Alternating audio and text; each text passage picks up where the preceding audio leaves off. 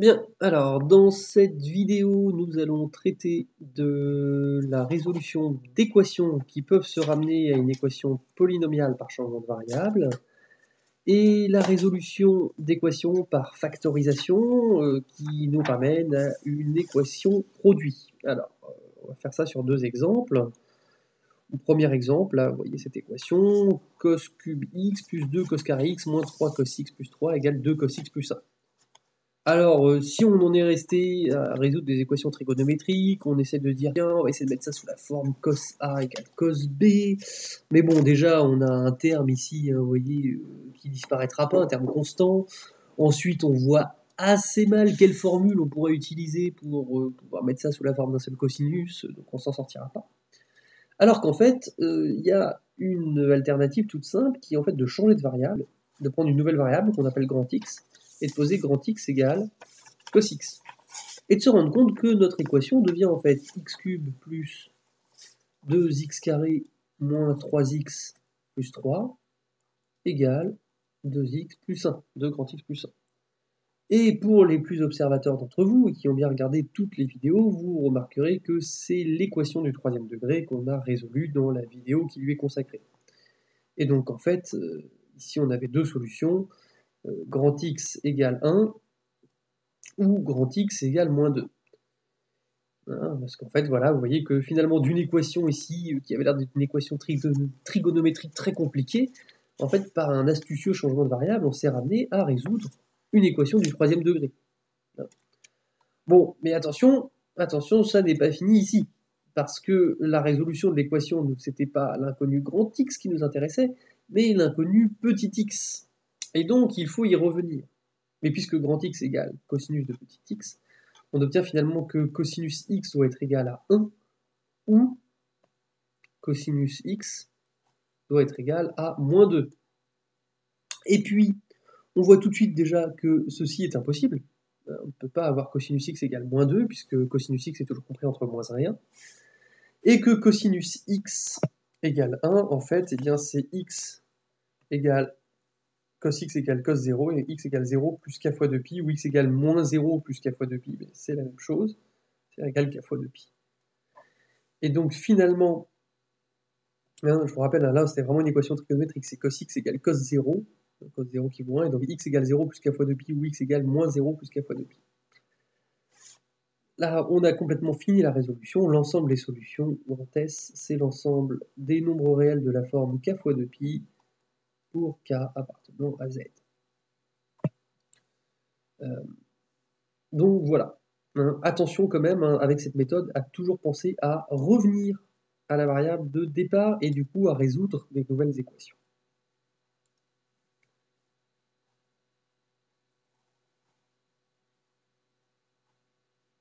Alors, méthode suivante. Bon, voilà, vous voyez une équation x carré ln de x égale 4x plus 4 ln de 1 sur x. Alors pareil, à première vue, on se dit que c'est peut-être une équation du type équation logarithme exponentielle, qu'on va essayer de se ramener à quelque chose de la forme logarithme de a égale b. Mais si vous essayez un petit peu de manipuler l'expression, vous vous rendrez assez vite compte que ça n'est pas possible. Donc ici, par contre, on voit que le ln de 1 sur x, on va pouvoir facilement le transformer en ln de x, en moins ln de x. Et que du coup, on a un facteur commun, en fait, qui serait ln de x. Et donc, on va pouvoir se ramener à une équation, ce qu'on appelle une équation produit. Alors, donc là, on a dit que ça fait du moins 4x plus 4 ln de x, et que du coup, le tout fait du x carré ln de x plus 4x plus 4 ln de x égale 0. Et que finalement, on peut factoriser par ln de x, et qu'on obtient quelque chose du type x carré plus 4x plus 4 ln de x égale 0. Et là, on a vraiment gagné quelque chose parce que, puisque ce produit-là est égal à 0, c'est donc que forcément l'un des deux termes est égal à 0, et donc que soit x carré plus 4x plus 4 est égal à 0, soit ln de x est égal à 0, et donc on se ramène à résoudre deux équations. Remarquez qu'ici, on peut travailler par équivalence, ça ne gâte rien. Et donc on obtient x carré plus 4x plus 4 égale 0, ou ln de x égale 0. Et puis, si vous résolvez cette équation du second degré, en fait, c'est pas très compliqué à résoudre, parce qu'en fait, il suffit de remarquer que ça, en fait, c'est x plus 2, le tout au carré. Et donc ici, hein, ça nous donne, ici, cette équation, ça nous donne x égale moins 2 comme solution. Et ici, ça nous donne x égale 1. Mais alors, attention, là encore, il faut se poser la question, l'ensemble des solutions, ça n'est pas moins de 1. Alors, pourquoi ? Et parce que dans l'équation de départ, si on remplace par une des solutions, ça va donner une égalité vraie. Or, si vous remplacez ici x par moins 2, vous avez un problème, parce que vous êtes en train d'essayer de calculer ln de moins 2, mais ln n'aime pas les nombres négatifs. Elle n'est pas définie pour des nombres négatifs, elle ne donne rien comme valeur. Voilà. C'est pas possible ici. Et donc finalement, il n'y a qu'une seule solution, c'est 1. Et on a fini la résolution.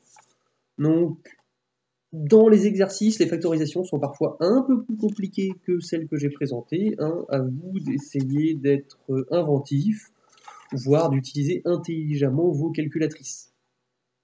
Vos calculatrices formelles, évidemment, les autres ne donneront rien. Petite remarque encore aussi pour finir sur l'autre équation. Dans les exercices, je n'ai pas précisé les changements de variables qu'il fallait faire. Donc, à vous d'essayer de trouver des bons changements de variables. Si ça paraissait évident, des fois, ça le sera peut-être un peu moins. Donc, persévérez, surtout, et essayez de voir quelque chose qui vous paraît logique. Voilà. Allez, bon courage pour les exercices.